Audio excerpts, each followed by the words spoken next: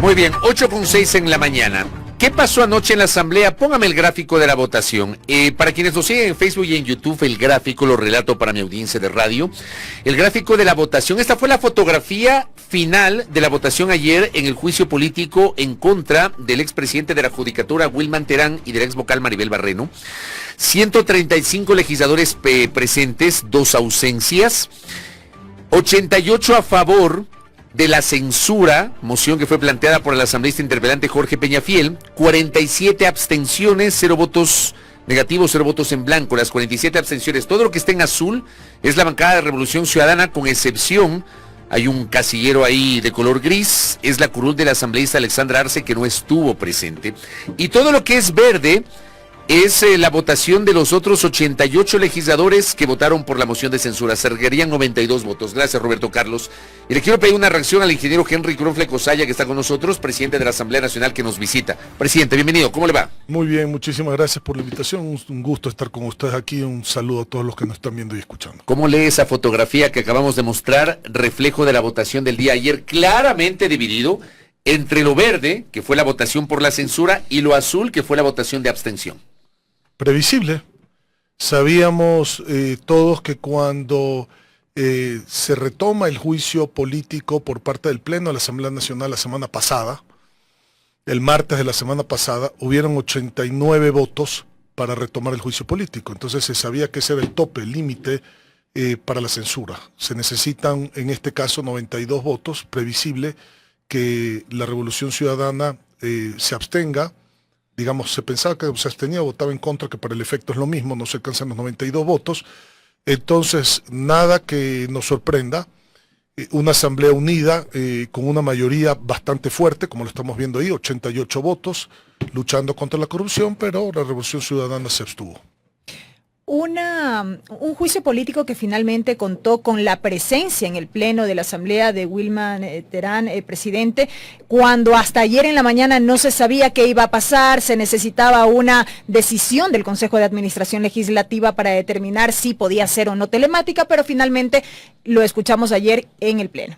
La decisión del Consejo de Administración Legislativa solo aplicaba si es que había un pedido por parte del interpelado, es decir, por el señor Terán, de hacer su comparecencia vía telemática. Solo ahí cabe que el Consejo de Administración Legislativa se reúna y por mayoría le dé esa oportunidad. Pero él no pidió eso, él pidió el contrario, él pidió estar presente. Entonces no cabía resolución del CAL en ese sentido. Pero ¿cómo es que el SNAI, por eso insistimos en su presencia? ¿Cómo es que el SNAI afirmaba en un primer comunicado, luego de que usted suspendió la sesión para demandar que el SNAI lo lleve físicamente al doctor Terán? En ese primer comunicado dicen, a ver, incluso nos mandaron las credenciales para el acceso telemático. No. A ver, nosotros pedimos en la comunicación, es la comunicación estándar, en donde se notifica a cualquier PPL que si va a comparecer en un juicio político, se lo notifica cuándo es el juicio político y a qué hora tiene que estar listo y presente para su defensa. El SNAI interpretó que esa comunicación, que es la comunicación, lo repito, estándar, porque no es que se hizo una comunicación especial, ni mucho menos, ya hay un formato estándar, interpretó el SNAI que ellos decidieron que sea telemática. El SNAI no puede decidir eso. Por lo tanto, ahí es donde suspendimos e insistimos en que venga el señor físicamente para que nadie pueda decir mañana que se vulneró el debido proceso. Esa es la realidad. Después cambiaron de opinión, me parece que fue 11 y... Antes del mediodía. Sí, 10 minutos antes de que comience la sesión, con un nuevo comunicado diciendo que se iba a trasladar. Pasamos la sesión. A las 12 instalamos la sesión como tenía que ser, se explicó esto ante el Pleno, que se había recibido una nueva comunicación y que se reinstalaba a las 2 de la tarde. No llegó a las 2 de la tarde, llegó pasadas las 3 de la tarde, casi 3:30 de la tarde, pues entonces se reinstaló el Pleno a las 3:30 de la tarde y lo demás ya es historia, terminamos casi a las 11 de la noche. ¿Qué sensaciones le dejó a usted las 2 horas con 28 minutos de la intervención inicial del doctor Terán y luego la réplica que tenía hasta 1 hora de acuerdo a la Ley Orgánica de la Función Legislativa? ¿Qué pasó por la mente de Henry Cronfle luego de valorar lo que dijo Wilman Terán ayer? Yo soy un hombre profundamente católico, entonces no me acerco al diablo. Ahí tiene mi respuesta. Pero ¿le compró algún argumento o no al doctor Terán? ¿Le da el beneficio de la duda a varios pasajes de lo que dijo? A ver, beneficio de la duda no. A ver, sabemos que dijo ciertas cosas que son verdad, otras cosas que no lo son, pero no quiero entrar en los detalles de eso, pero definitivamente no es convincente, digamos, en el sentido de que ahora resulta que este señor es una blanca paloma. Digo, no sé quién compra eso, pues, o sea, por favor, no somos niños para creer en ese tipo de cosas. Y nuestra posición es clara. Nuestra posición como Henry Kronfle y como Partido Social Cristiano es clara. Lucharemos y seguiremos luchando contra la corrupción. Venga de donde venga. Venga de donde venga. Entonces, se lo escuchó. Habían cosas históricas, por supuesto, que son fáciles de comprobar.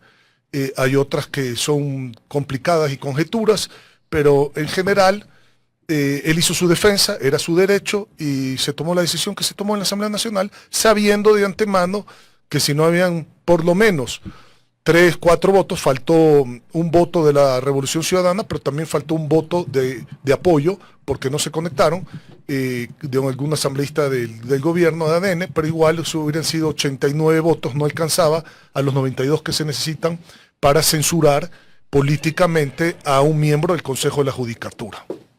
Presidente, usted hace unos minutos hacía referencia a una mayoría reflejada en la votación que vimos ayer en este juicio político, pero es una mayoría que no se refleja necesariamente en la generalidad, en todas las votaciones, y menos todavía cuando ahora mismo no hay una buena relación, por así decirlo, entre el legislativo y el ejecutivo.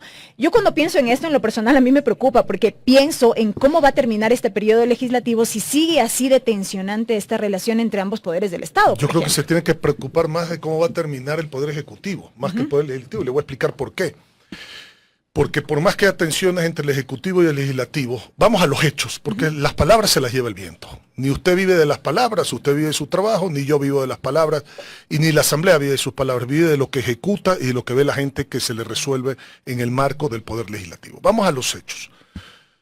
Comienza estos impases en una suerte de inicio de una campaña electoral por parte del gobierno, porque nosotros estamos sentados en una reunión del CAL y de repente nos llaman la atención de que sale el viceministro a decir que aquí se iban a cambiar todas las comisiones, los presidentes de las comisiones, sobre todo los que son presidentes de ADN en las comisiones permanentes, lo cual era falso, una mentira más del gobierno, que se iba a usar el informe a la nación del presidente, lo que resuelve la comisión... Para la inhabilidad mental.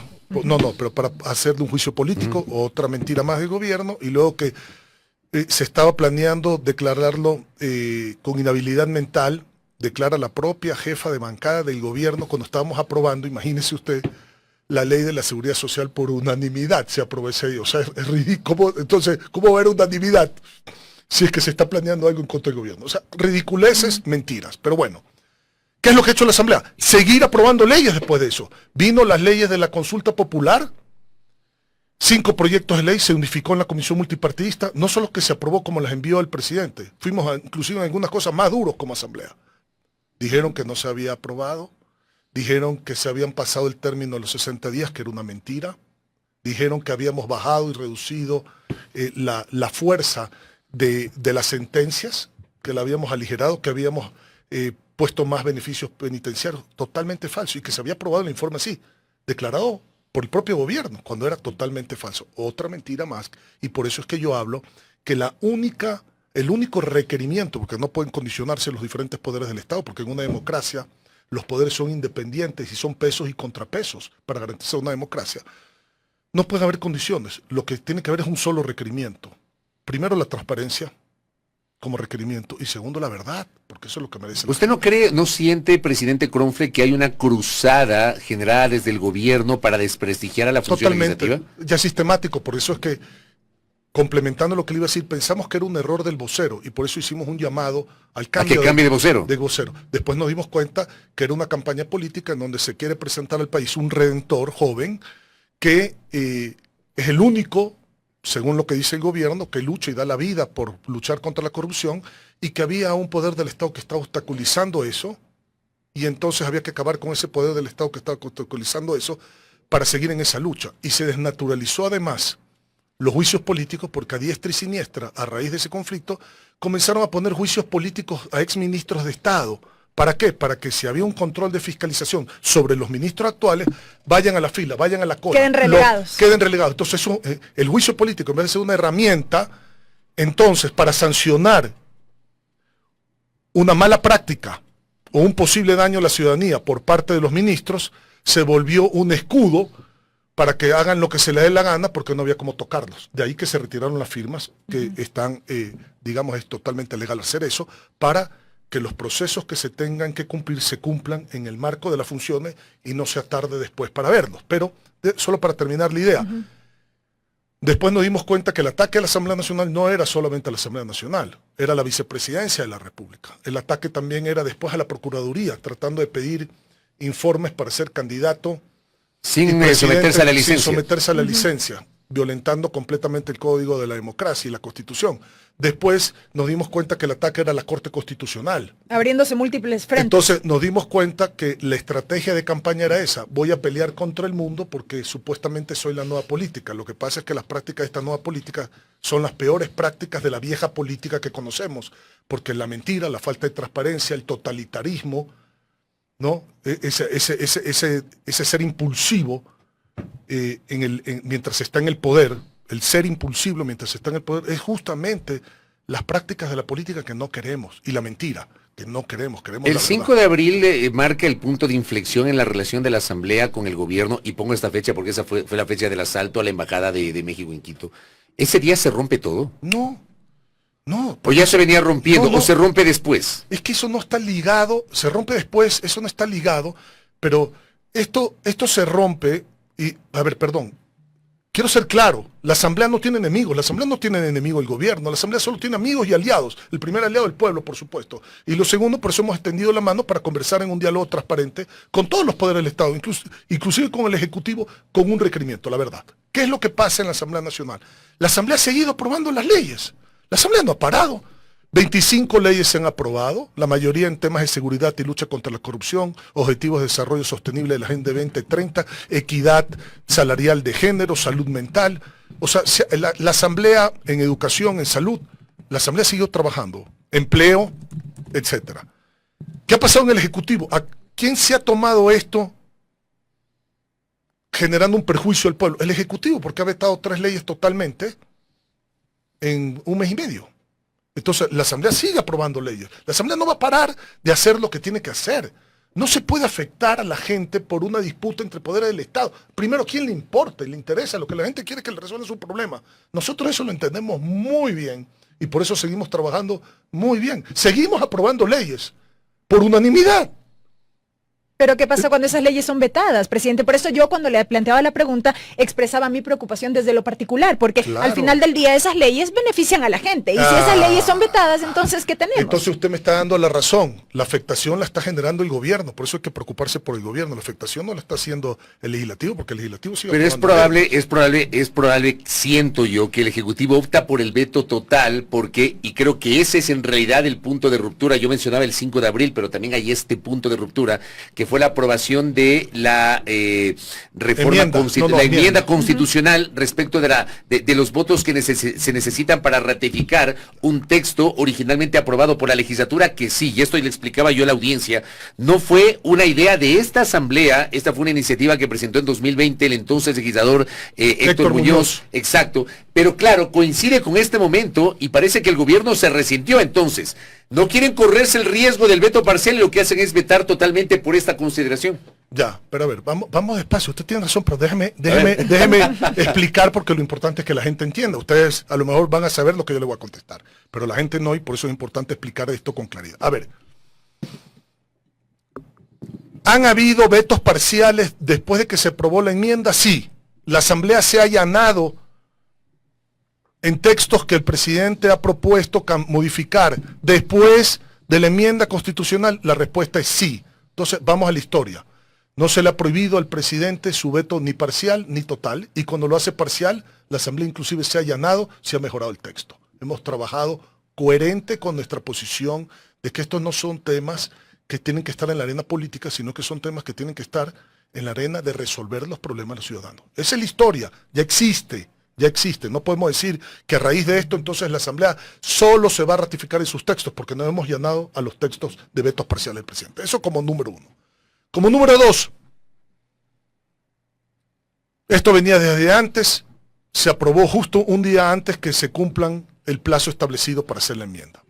La pregunta es, ¿Por qué estamos con tanta animadversión sobre este proceso? Voy a ponerle un ejemplo muy claro. Si el presidente veta para que la Asamblea Nacional se ratifique en su texto, antes se necesitaban 92 votos, hoy se necesitan 70. Pero ¿qué pasaba si había 91 votos?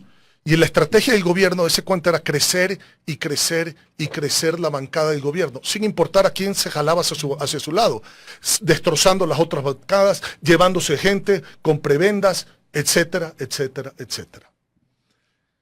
Si el gobierno tiene 46 votos, el resto de la asamblea tiene 91 votos. Es decir, si hay 46 asambleístas del gobierno, el resto somos 91. ¿Cuál es la corona o cuál es la diferencia para efectos de la votación de ser asambleísta del gobierno y de ser asambleísta fuera del gobierno? En la votación original, ninguna, todo voto vale 1. Pero aquí los 46 votos valían más que los 91 votos cuando venía el veto parcial, si se quería ratificar la asamblea. Porque 46 bloqueaban la tenía posibilidad más de insistir. peso que 91. Es decir, casi era 2-1. Escúcheseme bien. La votación del gobierno en la asamblea era 2-1 el resto, prácticamente. ¿Estamos claros? Eso es correcto. ¿Por qué? Entonces, a ver, tiene que haber un balance, pues, de los poderes del Estado, porque entonces la función legislativa, viéndose vetada por el gobierno, sus propios asambleístas, su voto vale el doble que el de los demás. ¿Por qué? ¿Por qué? Eso se acabó. Tiene que haber un equilibrio entre los poderes del Estado. Ese hiperpresidencialismo como legislador se acabó y se tiene que acabar. Porque entonces, mañana, deja de tener su razón de ser la legislatura. ¿Qué ha pasado ahorita? 3 leyes se vetaron totalmente, gravísimo. Consejo de la Judicatura, en donde revisen los informes quiénes fueron, qué legisladores fueron los que pusieron en el informe que se puedan conectar telemáticamente mientras están privados de la libertad. Y eso surge de una iniciativa de un asambleísta del gobierno, porque se molestó el gobierno cuando se le mandaron los links para conectarse a las reuniones vía Zoom de miembros del Consejo de la Judicatura que ya estaban presos y querían seguir actuando en la cárcel. ¿Se acuerdan de esto? ¿Cómo no? Okay. Entonces, esa es iniciativa de ellos y por eso vetan totalmente, cuando ellos proponen eso, vetan totalmente y además de eso, perjudican pues los juzgados especializados de la niñez y adolescencia. De la niñez, adolescencia y de la mujer. Y de la mujer. Segundo, vetan totalmente la ley de gobierno autónomo descentralizado. Pero si la plata que recoge el gobierno, que por constitución y por ley son de los GATS, pues no son del gobierno. ¿Cómo es que yo le digo a usted, vaya a recoger mi plata a tal dirección, y usted se queda con mi plata por irla a recoger a tal dirección? ¿Qué es esto? Pero bueno, votó totalmente haciendo un perjuicio a los municipios que son los gobiernos que están, digamos, prefecturas y juntas parroquiales más cercanas al pueblo. Otro veto total. La ley de seguridad social, otro veto total. Entonces hay que estar vigilantes como ciudadanía a ver cuál es la siguiente que va a vetar, porque la ley de seguridad social lo que hacía es no permitirle meterle la mano a la caja chica de la seguridad social. Hablé con los afiliados y jubilados del país, a ver si están de acuerdo que se le sigan metiendo la mano a las cajas de la seguridad social y no haya medicinas, no haya atenciones, las pensiones de jubilación no están al día con los requerimientos económicos que tiene la población de jubilados en el país por la alta carestía de la vida. Y este veto total sobre estas reformas a la ley del BIES que usted acaba de señalar, ocurre justo después de que usted en alguna intervención hizo un llamado al diálogo. ¿No hay posibilidades de dialogar con el gobierno en este punto? A ver, perdón, es más allá de eso, discúlpeme, perdóneme, voy a ir más allá de eso. La ley de GATS, que también fue vetada totalmente. Y la ley de seguridad social, que fue vetada totalmente, esas dos leyes, adivine quién era el proponente de la ley. Adivine quién puso la ley, quién firmó la ley para presentarla en la Asamblea Nacional. Adivine usted, Henry Kronfler. Ah, entonces no es contra la Asamblea, sino contra usted. No, pues es contra el pueblo. No es ni contra la Asamblea ni conmigo, es contra la gente. Usted es el proponente. Pero usted no le puede dañar a la gente por de dónde viene la iniciativa. Pues si la iniciativa es buena, usted tiene... Mire, es tan grave el asunto. Por eso le digo, es que hay que entender esto a cabalidad. El discurso de que hay un pacto por la impunidad en donde todos se han puesto de acuerdo menos el gobierno y el gobierno va a rescatar al país. Ya estamos cansados de esos redentores que quieren convertir al país en una biografía personal. Ese tipo de política del pasado, por eso le digo, la nueva política es la peor práctica de la vieja política, lo que estamos viendo ahora. Ok, pero vamos a eso que todos votan menos nosotros. Voy a poner un ejemplo solo para graficar, hipotético. Si en la asamblea se votaba por poner una banca en una escuela, todos votábamos que sí, el gobierno votaba que no. Si en la asamblea se votaba por poner una medicina en un hospital, digo, son ejemplos hipotéticos, pero para graficar que eran leyes que se están aprobando en beneficio de la gente. Una medicina en un hospital, todos votábamos que sí, el gobierno votaba que no. Si había que hacer un camino, una carretera para conectar una población, todos votábamos que sí, el gobierno votaba que no. Entonces, iban con las gráficas, como usted proyectó la gráfica esta mañana. Aquí está la gráfica, miren señores, el pacto y el gobierno está fuera del pacto. La pregunta es, ¿el gobierno estaba votando a favor de la gente? No. ¿El resto de la asamblea? Sí. ¿Y qué estaba haciendo la bancada del gobierno? Votando en contra de la gente para proteger al gobierno, para poder tener el discurso hasta que se agotó, hasta que los mismos asambleístas dentro de la bancada del gobierno dijeron, a ver señor, un ratito, vamos despacio. Yo he sido elegido por mi provincia o por mi distrito para resolver problemas, pues. No para obstaculizar los problemas por una pelea política. Presidente, en este sentido, y me permito insistir en la pregunta de Fabricio, ¿hay o no posibilidad de superar estas diferencias con el Ejecutivo? Y lo pregunto porque en su momento se cuestionó que ante las críticas de Esteban Torres, él ni siquiera haya acudido a la Asamblea para tener acercamientos con las bancadas, con la misma presidencia de la Asamblea Nacional, pese, insisto, a estas críticas recurrentes. ¿No ha habido hasta ahora alguien del gobierno, un vocero del gobierno que vaya a establecer estos diálogos con la Asamblea Nacional? No, siguen insultando. Ajá. Olvídese que no hay un vocero del gobierno. Siguen insultando. No hay nadie. Nunca hubo nadie, hablemos claro. Si a mí me decían que yo como presidente de la Asamblea también era el que tenía que hacer el enlace con el gobierno, hasta me criticaron de eso, porque había que hacer el enlace.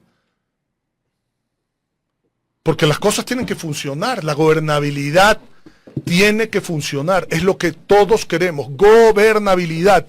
Entendiéndose la gobernabilidad, por favor, no como acólitos los poderes del Estado, o no como trabajar juntos los poderes del Estado. Déjenme poner un ejemplo para graficar lo que es la gobernabilidad, la importancia de la gobernabilidad.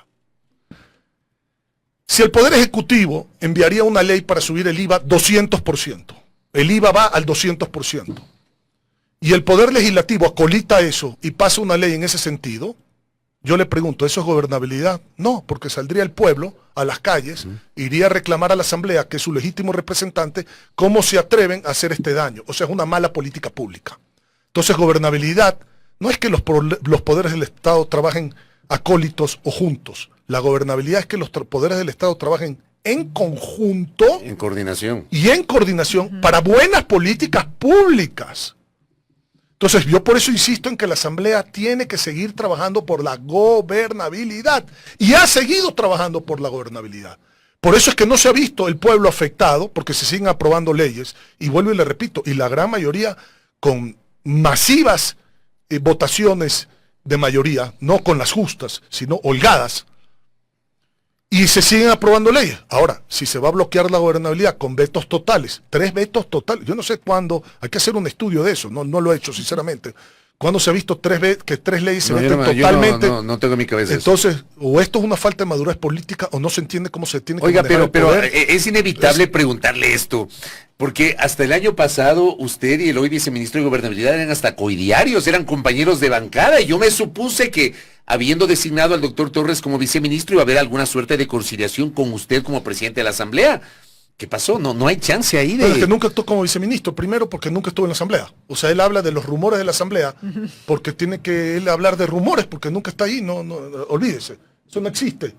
No existe. Segundo, Henry Kronfle es el mismo, siendo asambleísta anteriormente, siendo presidente de los empresarios en el país, siendo padre de familia, siendo esposo, siendo profesional en sus empresas, haciendo TikTok ahora, pero es la misma persona. Pues a mí el puesto no me cambia, no me cambia en absoluto el puesto, porque soy la misma persona. Hay otros que se sobran, se marean, se marean. Entonces, yo no me mareo. Con medio gramo de poder usted no se marea, ingeniero.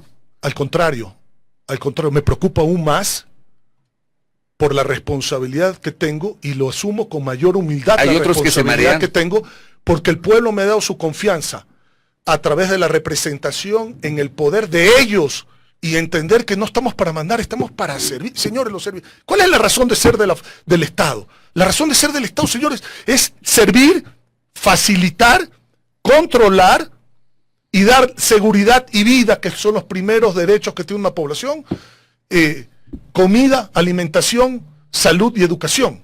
Entonces, señores, esa es la razón de ser del Estado. La razón de ser del Estado no es que usted ande pregonando por ahí, por allá, que usted tiene tal puesto, tal otro puesto, y le gusta el show, y le gusta... No, nadie quiere show aquí. Aquí estamos para trabajar, no estamos para bailar, ni para hacer show, estamos para trabajar. No estamos para disputas personales, estamos para trabajar. Y usted me preguntó, ¿cómo se arregla esto? ¿Qué más claro puedo ser como presidente de la Asamblea? Primero, la afectación no está por parte de la Asamblea en el pueblo, porque la Asamblea sigue aprobando leyes, las que la ha vetado el gobierno. Segundo, no se preocupen por la Asamblea, preocúpense por el gobierno, que es lo que le dije. Y tercero, la Asamblea ya hizo un llamado, aquí está la mano extendida, lo repito, transparente.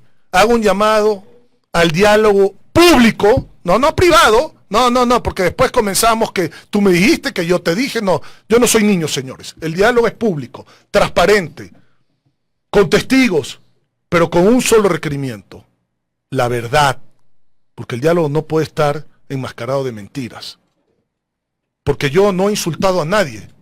Mi responsabilidad como presidente de la Asamblea es defender el primer poder del Estado, la Asamblea Nacional. Esa es mi responsabilidad.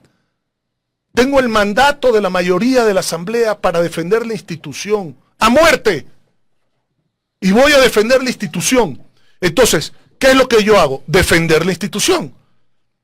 Una mentira, otra mentira más, otra mentira más, otra mentira más, bullying político en las redes, mentira con Gabriela Sommerfield, mentira que soy gringo, mentira que me he ido 60 días de vacaciones, mentira que estamos obstaculizando la agenda del Plan Nacional de Desarrollo, mentira que hemos bajado las penas, mentira que no hemos hecho caso a la consulta popular, mentira que no hemos aprobado leyes contra la seguridad, mentira que no hemos dado un apoyo político en un estado de excepción.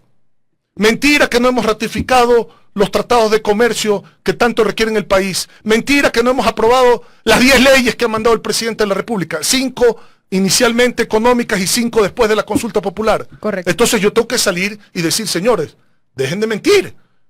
Correcto. Otras mentiras más. Entonces, pero yo no voy a insultar, yo voy a defenderme.